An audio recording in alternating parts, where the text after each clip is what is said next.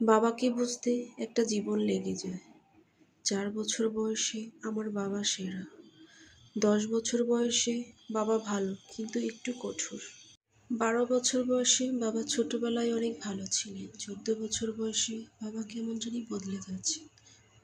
১৬ বছর বয়সে বাবা কিছুই বোঝে না। ১৮ বছর বয়সে বাবা দিন দিন আরো কঠোর হয়ে যাচ্ছে।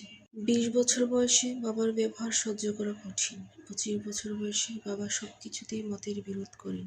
৩০ বছর বয়সে বাবার সাথে একমত হওয়া খুব কঠিন। ৩৫ বছর বয়সে বাবা আমাকে নিয়মের মধ্যেই বড় করেছেন। আমাকেও আমার সন্তানদের তাই শেখাতে হবে। ৪০ বছর বয়সে বাবা এত কষ্ট করে আমাদের বড় করেছেন, আমি এখন বুঝতে পারছি।